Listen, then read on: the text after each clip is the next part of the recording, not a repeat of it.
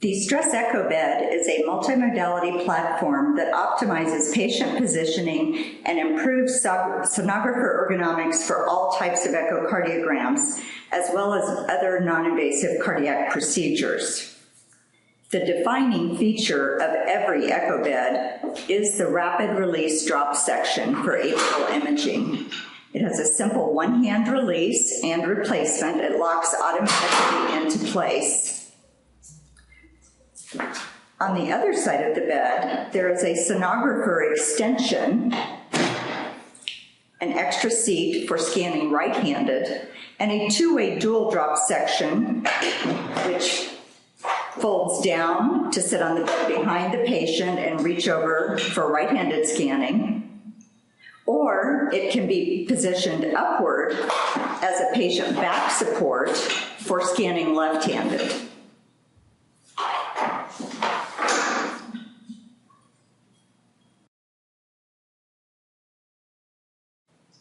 The ergometer track assembly has two locks. The track lock is located at the back of the ergometer, and it holds the entire track assembly in place, either on the bed or on the optional storage cart. The slide lock in front of the ergometer is raised or lowered to move the ergometer back and forth on the track assembly to adjust for different patients' leg length. Before placing or removing the ergometer, be sure that the slide lock is all the way forward towards the center of the bed. The optional storage cart is lightweight and provides fast and easy placement and removal of the ergometer. It's important to make sure that the bed is completely level side to side and head to foot before trying to remove the ergometer. Unplug the ergometer power cord and then wrap the cord around the top of the ergometer where the computer controller is mounted to secure it for storage and so that it will not be damaged. Also, make sure the boot pedals are in a neutral position with the boot for the patient's right foot toward the middle of the bed and away from the track lock.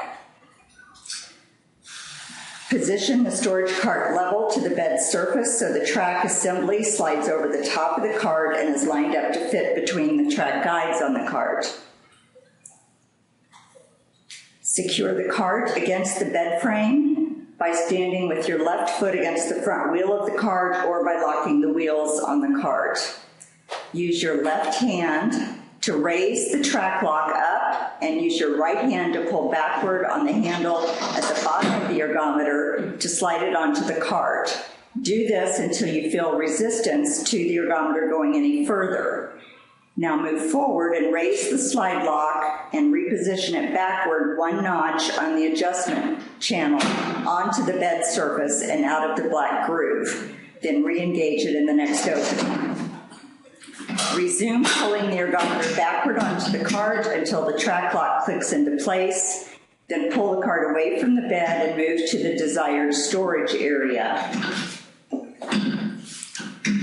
Place the insert onto the bottom portion of the bed using the Velcro attachments on all four corners to secure it for use as a regular EchoBed. Make sure you have the notched portion toward the center of the bed and at the top of the track.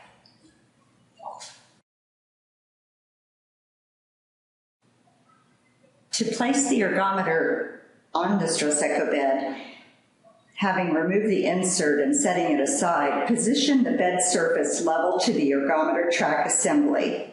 The whole assembly is going to slide onto the bed for proper mounting. The cart is pushed forward in contact with the frame at the foot of the bed, and the track assembly will slide over the surface of the bed and onto the track guides on either side.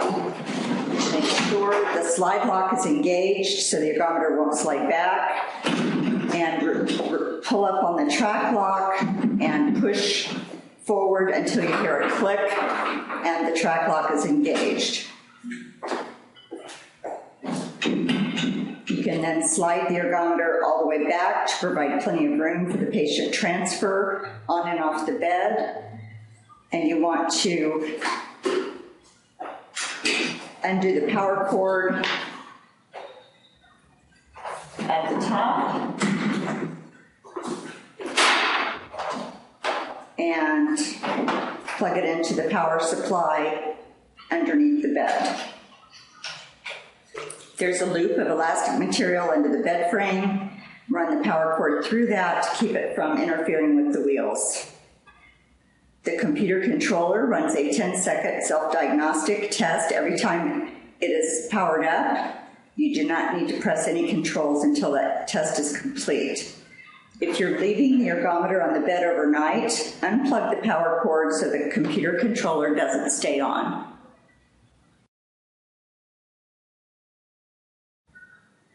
The protocols on the Stress EchoBed ergometer are all operated by the computer controller sitting on top. All the displays are LCD so that they are visible when the lights are dimmed for imaging. The operational controls are on the lower left-hand side of the controller. There's a start button, which is green. Pressing start starts the timing and monitoring for the selected protocol. The red stop button terminates the exercise protocol and starts a post-exercise or recovery timer. Pressing a second time on the stop button resets the protocol back to the beginning and places the controller in ready mode for the next procedure. Protocol up and down buttons on the operational controls. This is how you select your protocol by pressing and holding to scroll backwards or forwards through all 15 protocols that are available. The protocol buttons can be used anytime except when a protocol is in progress. You cannot switch protocols during the study. Protocol numbers 1 through 10 are factory preset and are not programmable. Protocols 11 through 14 are programmable. And protocol number 15 is manual. It can be modified at any time before or during exercise by pressing the Watts button on the lower right side under the programming controls on the right lower side of the controller. Under protocol up and down, you have stage up and down buttons. This will display the current or selected stage and can be changed during a protocol. You can stage up or stage down while running a protocol. The tone on-off button, if the controller is, if you've started a protocol, there will be a beep, a tone on the patient coach, and that will be demonstrated later in the video. Auto stop above the stop button. You always want auto stop to say stop, because if that is on and the patient stops pedaling for 10 seconds consecutively, it will automatically go to recovery. On the top row of the computer controller is your patient monitor display. In the upper left-hand corner, patient RPMs, revolution per minute. This is a graphic or digital display of exactly how fast the patient is currently pedaling. 60 RPMs is the proper pedal speed, and all protocols are pre-programmed at 60 RPMs. The METS display window is next. That is the METS displayed at the current workload based on a 70 kilogram patient or 154 pounds. Obviously, your patient's weights will vary. We have a MET chart available that will be given to you to calculate the patient's METs. Also, your stress ECG system will calculate the METs if you enter your patient's weight and are using an ergometer protocol. The next display window at the top is protocol number. This indicates the protocol that you've selected, protocols 1 through 15. Protocols 1 and 2 are 1-minute protocols. 3, 4, 5, and 6 are all 2-minute stage protocols. And 7, 8, 9, and 10 are all 3-minute stage protocols. Again, 11 through 14 are programmable, and 15 is a manual protocol.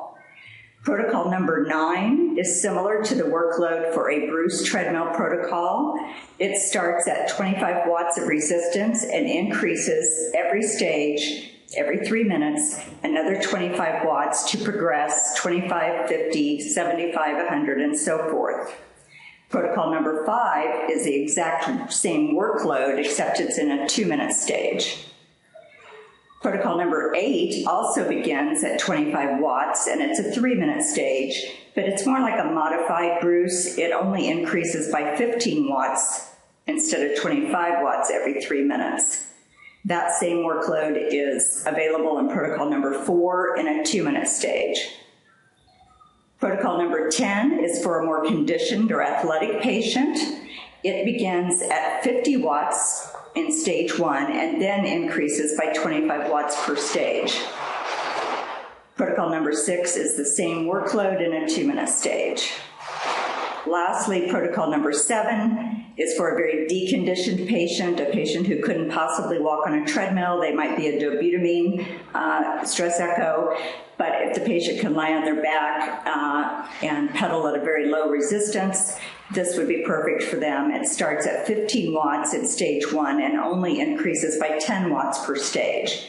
And in protocol 7, that's a 3-minute stage. In protocol number 3, the same workload except in a 2-minute stage. The elapsed time in the upper right-hand corner, once you press the start button, this displays the total exercise time for the entire protocol.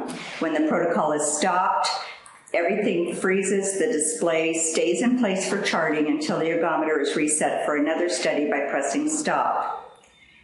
The second row under the patient monitor, you have the display for auto stop on the left. It's either on or no, engaged or disengaged. Make sure it always says no, unless you want to use that capability. In the middle is the post-exercise or recovery time. That displays the time in minutes and seconds beginning when the protocol ends. If you're in programming mode, the letters PROG will appear in this window. Stage hold on the right, you may want to use stage hold. This is the display again. It's like auto stop, on or no, indicating if stage hold feature is engaged or disengaged. When it is engaged, this keeps the ergometer from advancing to the next stage. When disengaged, the stage progresses normally. It sometimes is useful to hold the stage at peak exercise or at the end of a stage if image acquisition is not complete.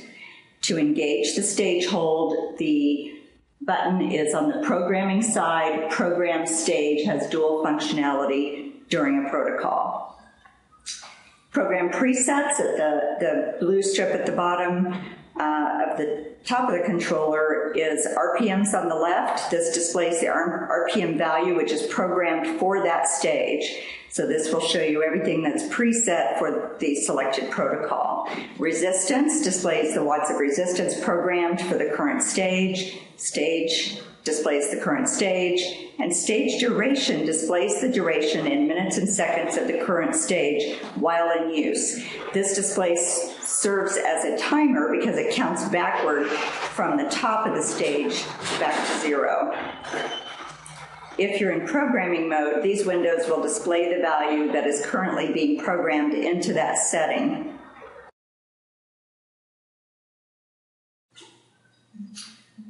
There's a 3-point patient safety system for having the bed tilted in the left lateral position. First, we're going to start in the middle by positioning the patient's hips on top of the wide safety belt.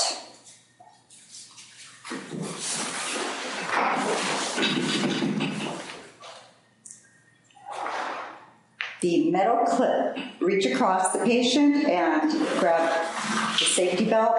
The extend position the metal clip against the fabric and release the Velcro strap from the side frame for storage. Make sure that the belt fully extends across the patient's pelvis and insert it into the buckle.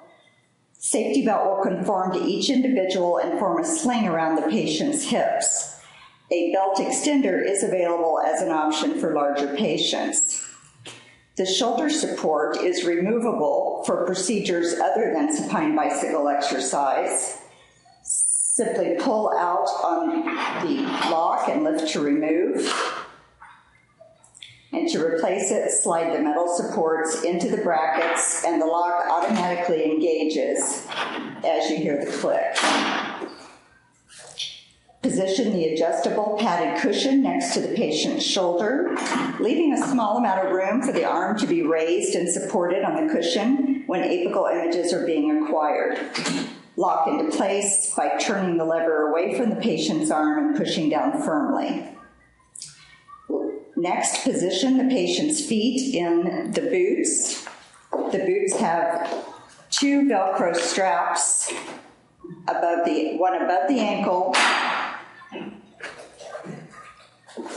and one across the low ankle with elastic, and one across the top of the foot. Make sure the heel goes all the way down into the boot because the patient will be pushing through the heel, unlike upright bike. You can have the patient leave their shoes on for this. Tennis shoes are fine. We suggest and recommend that you use disposable shoe covers. You want to make sure that the patient's foot is snug, but the straps are not so tight that they're going to constrict the circulation. The position of the knee above the hip should be no more than a 90-degree angle. That looks about perfect. And head forward.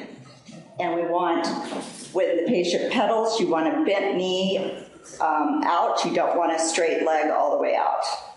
Okay, relax. One other part of the patient safety system that also assists the patient in watching the patient coach, which we'll be describing during the demo, is the patient is positioned on a head elevation safety wedge to raise the head, and the bottom of the wedge has a textured fabric that grips the vinyl, and it keeps the patient from stretching out their legs during the exercise test. We'll now be demoing the patient coach. So Kaylee will be starting exercise by hitting the start button. The patient coach sits on top of the controller. Every time the patient hears a beep, they want to go around once. And the coach has a light system on top. Right now, the yellow light to the left says too slow. The green light just went on. In the center, that means the patient is pedaling the correct speed. If he goes a little faster, the light on the right will turn yellow, as it is now. He's going too fast, so you instruct the patient to keep the green light on. And the little beep is a metronome or cadence tone that helps them pedal the correct speed. The difference between treadmill exercise and supine bike exercise is that, unlike, aside from the supine position, is that only the workload increases. The speed never goes faster. So treadmills faster, steeper, grade and speed. But for supine bike, the speed is constant and only the workload increases. You can turn the beep completely off up at the top with the volume control, or the tone on-off button right by the start button. The protocol will automatically progress. The workload will increase. Notice how quiet the ergometer is compared to a treadmill motor. Very quiet in the room once you turn the beep off. And we can tilt the bed while the patient is pedaling when we're ready to image, and you can do this at every stage during exercise or only at peak exercise if you like. So the bed is being tilted laterally now. The weight limit on the motors on the bed is 500 pounds, so you don't have to worry about the patient falling off. And imaging is possible at any time during the protocol. When you're finished, you can simply have the patient stop pedaling and you're going to press stop on your stress ECG button. That's your recovery time. And you can press stop on the controller. That will drop the resistance. The lights will flash 3 times. If you have the beep on, it'll beep 3 times.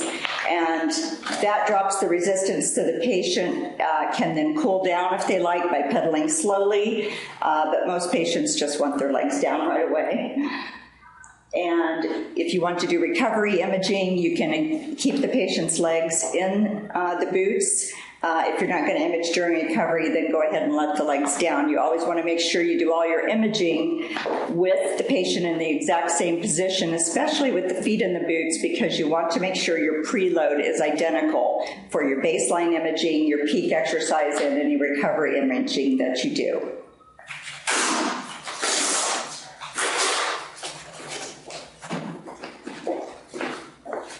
Recovery is the same. All your parameters are the same. It's still a stress test. When the patient sits up, have them sit on the side of the bed for just a moment, because a lot of them will be dizzy after a long stress test.